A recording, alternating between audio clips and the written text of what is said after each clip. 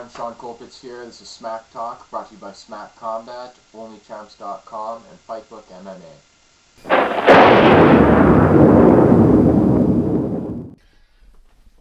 So Josh, I want to thank you for your time here, sitting here with us today.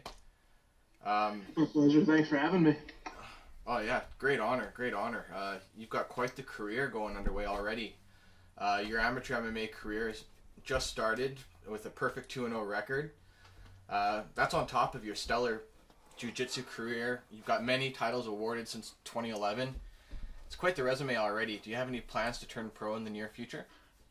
Yeah, definitely. Right now, my plan is actually in Florida. You have to have 3 fights before you can turn pro. So I'm coming up on my 3rd fight, and depending on which organization wants to pick me up, I'm planning on having about 5 amateur fights so I can get a little more experience under my belt. But if the right organization comes around after this fight and asks me to go pro, then I'd be more than happy to. Well, it'd be great to watch you going pro. Yeah, definitely something I'm interested in doing, and that's the whole point of doing all these amateur fights anyways. Being as highly decorated as you are with your jiu-jitsu, now you're taking on to the MMA scene. Which do you prefer to compete in, and why? I like them both. Obviously, MMA, that's where the money's at. That's where the recognition is at. And I enjoy getting out there and being able to showcase my jiu-jitsu in the MMA cage. It's a little bit more official, but I like how in jiu-jitsu I can compete many times in a month and still get out there. I'm a competitive person. And if I fight 5 times a year MMA, that's a lot of fights and it's tough on the body. Whereas in jiu-jitsu in a tournament, I got 5 matches in one day. So they both have the pros and cons. Obviously, MMA is kind of where it's at now. So I'm obviously going to be competing in both. So they each have their pros and cons, in my opinion. So as you're growing within MMA, you're going to keep competing in jiu-jitsu as well? Yeah, definitely. That's my base, and I need to keep my jiu-jitsu sharp because I know that's going to be my strong point when I'm fighting, and it's going to lead to a lot of my finishes like it has already. So it's something I want to definitely keep doing. Yeah, that key lock there was pretty impressive. I like that. Yeah, it's been my go-to move for a little while now. Not saying that I don't have any other submissions, but it's a tough one to stop on me. So you were born in Canada, and you live and fight within the U.S. How did that come about happening? So what happened was I was born in Canada, raised there. My entire family's Canadian. I'm Canadian at heart, but what happened was when I was born, my dad left, my parents split up, and she remarried. My stepdad was a computer designer. He's a programmer, and he got offered a job at Fuji Films in Rochester. So we moved to Rochester. I went to school there for a little bit, and then we moved down to Florida. So in Florida, there's no business taxes, and he's a small business owner now. So Florida was the place to be for that. And that's how I ended up down here. And I started with Charles in 2010. And, I mean, I've been down here ever since. But Canadian at heart, love my poutine, love my Montreal Canadiens. And it's good to have hockey season starting back up. So I kind of have the same story going, but in the opposite direction. I was born in the U.S. and then mother married a Canadian. We moved up here. Went the opposite way.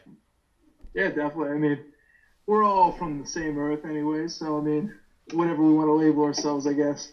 Yeah, I don't know. Have you picked up yet, or are you still an A sayer?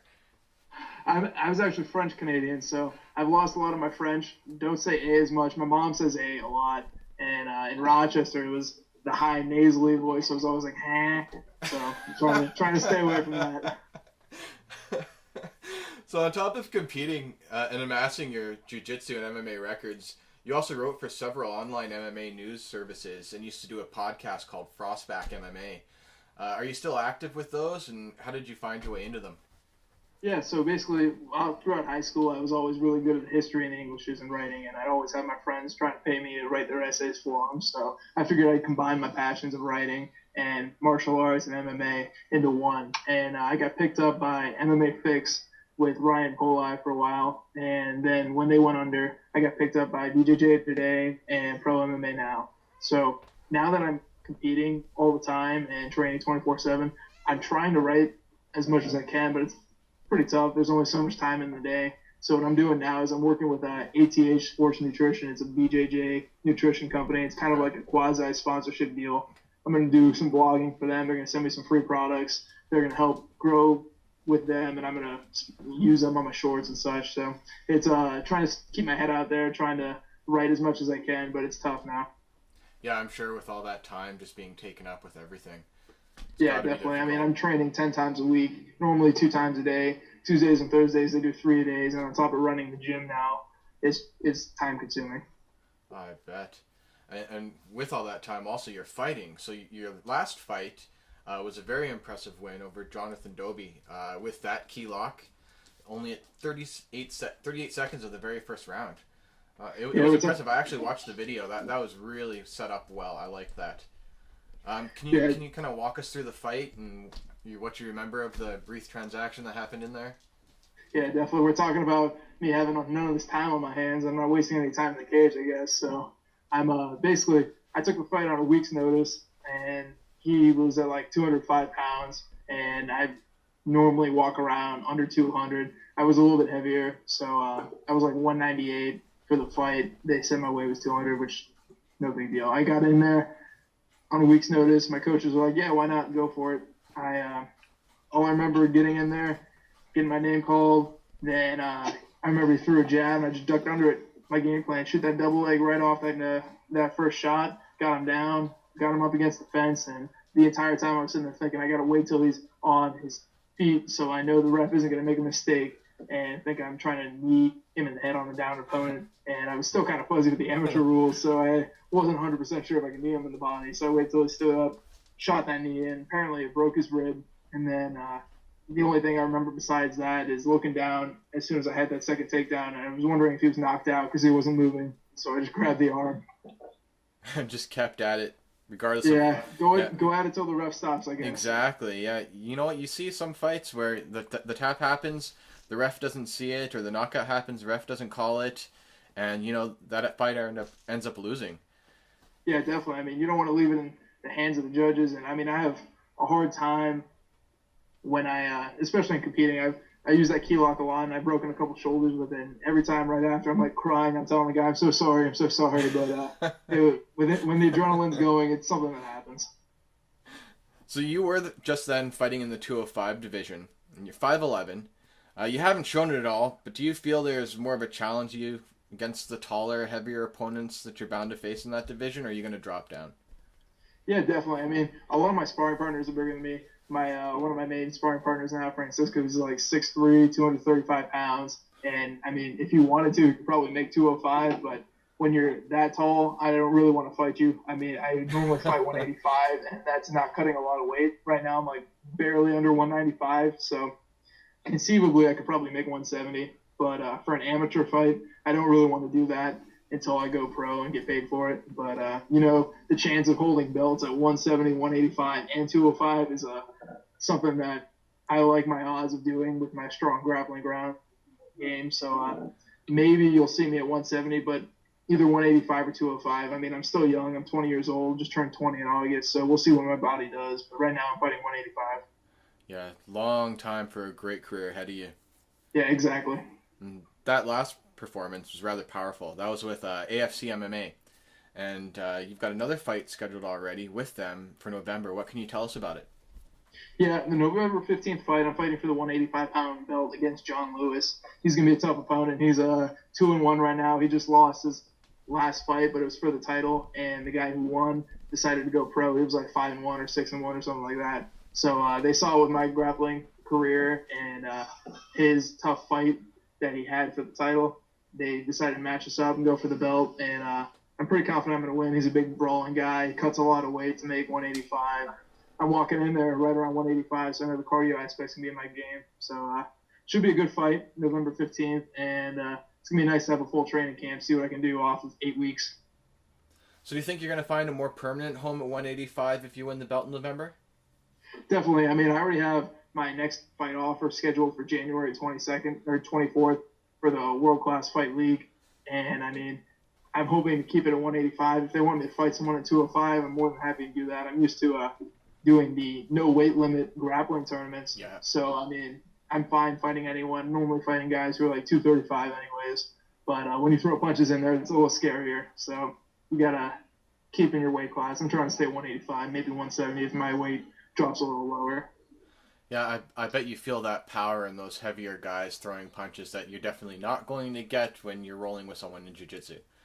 Yeah, definitely. And I mean, the aspect of grappling to me is always going to be prevalent in the MMA fight. So as soon as I get it to the ground, I know no matter how big, how strong they are, they're going to gas out. Because with me, it's completely different. I mean, if I can out-grapple a grappler, I'm going to be able to out-grapple any MMA fighter out there. Awesome. You're super busy, and within being so busy, you also managed to find some time to co-found Dissension MMA, and that was with Ryan Pulley. Could you tell us more about Dissension? Is it still going on, and what was it for? Yeah, Dissension was something we started when I was actually living in Tampa at the time, and Ryan was up there too. And we decided we love writing for other websites. Why not try to found our own? And with that aspect, we kind of tried to bring in there, because we did a lot of fight predictions. We tried to bring in some contests, kind of like Tapology, where whoever got the most right out of the night's fights would win a T-shirt or something from us. And we were actually partnered up with some of the wing houses and Hooters in the Tampa Bay area to go in there during fight nights and set up some competitions and stuff like that. But as soon as I got offered my first fight. It was probably early this year, late last year, and I got really busy with that, and I wanted to focus 100% on my competing and my fighting. So I let Ryan take over with it. I'm not 100% sure if they're still running or anything, but hopefully they are, because Ryan's a great guy and he does some good work. Yeah, you guys had a pretty sick logo there. That was pretty nicely done. Yeah, one of my exes was actually pretty great at designing some logos, so she was doing all the works there. That's good. I've seen the lists and the pictures. Some of our fans may not know just how active you've been. How many medals, trophies, and belts have you won, and how much weight is that on a person? That's got to be pretty heavy. Yeah, I mean, the medals, I got 20 to 30 medals. I'm not 100% sure. It does weigh a lot around your neck. I've been competing since late 2010, early 2011, competing in Brazilian Jiu-Jitsu, and I mean, on top of that, I had a pretty successful lacrosse career, and I was doing that since middle school, and I was actually a top college prospect for that, so I have some medals from that too. But you throw in my 2 championship belts, I'm a NAGA expert, that's North American Grappling Expert Division champion, so I got a belt for that, and back in, I believe it was February, maybe it was March, I won the International Sports Grappling Association Absolute Division. I tapped 3 guys out in a row to win that belt, and they were all higher belt levels than me. This is why I don't like belts in jiu-jitsu. I got 2 gold belts telling me I can kick your ass, whereas I'm just a blue belt jiu-jitsu. So, but yeah, on top of that, I got some trophies, got some plaques on the wall, but I've been competing pretty consistently for the past 4 years. No, I totally agree with you on the belt thing. I've seen some lower level belts be able to pull off some phenomenal things and win some crazy titles. Yeah, exactly. I mean, you can't go in there defeated. It's just like in MMA. You can have a guy, 0 fights, he comes in there, knocks the guy out, even if he's got 10 fights. Anything can happen. So, just to close here quickly, World Series of Fighting is headed to Florida again right away. I think you might have your 3rd fight under your belt by then. Is there any chance we may see you featured on their card? Have they spoken to you at all? And is there anyone you'd like to call out in their organization? Yeah, definitely. I mean, World Series of Fighting is one of those organizations that would definitely get me to go pro sooner. And I believe their fight is the same night I have my title fight, so I wouldn't be able to fight on that card. But if Ali Abdelaziz wants to give me a call and him and Ray Seppa want me to fight on the World Series of Fighting, it'd definitely be something I want to do, because I know they're always in Florida, and they got that Canada promotion coming up too with Tim Hague and some of the guys up there. So I'd love to fight for them. And if I know I'm part of their amateur list, because they were starting an amateur promotion, but I'm guessing I'm going to be pro before that takes off. So if they want to get me in there, I'd love to fight anybody. So just give me a call, Ray, or give me a call, Ali, and we'll get it settled. Yeah, that'd be great to see you on the big screen. You know what I mean? Like, yeah, definitely. I'm watching your fights, what I can find. I'm watching them on YouTube. Big screen of my TV. But, you know, it's not very big. It'd be nice to, you know, go check out a bar scene, see on the really big TVs, see that stuff go down, and be able to showcase it to all the fans trying to watch. Yeah, definitely. I'd love to do it, and that's my end goal. I mean, get to those big 3 promotions, and I'm telling you right now, I'm not that far away. I keep winning amateur, keep talking. I mean, I'm not going to talk crap to anybody, but you could tell people like me for some reason, so I'll get on there one of these days. I think they like you because you're a good guy, and you're very impressive in the ring, especially with those key locks, man. Deadly. Just deadly. Yeah, it definitely. I like those shoulder locks. Well, I'd like to really thank you for your time here, Josh. This has been great. Do you have anyone you want to give any shout-outs to here? Yeah, definitely. I want to thank Phil with P.Mma Fighters management. He's been helping me get all these fights, helping me get all these super fights in the grappling, and set this up for me. Along with that, I'd like to thank my sponsors, Combat Skin. They're sending me all my gear. And if you guys want to get some of my gear, just go to combatskin.com. Use the coupon code SAMSON. That's SAMSON. On top of that, I want to thank all my training partners from Wolfbag, my girlfriend Paige, my family. They're just being so supportive. Of course, my beautiful Master Patrick, who's running my gym with me, and he's sitting here making faces at me. So I want to thank everybody for supporting me as of now, and looking forward to putting on some more shows for you guys. Awesome. Can't wait to see it, Josh. Thanks again for your time. Thanks again, Shawn. All right. Best of luck.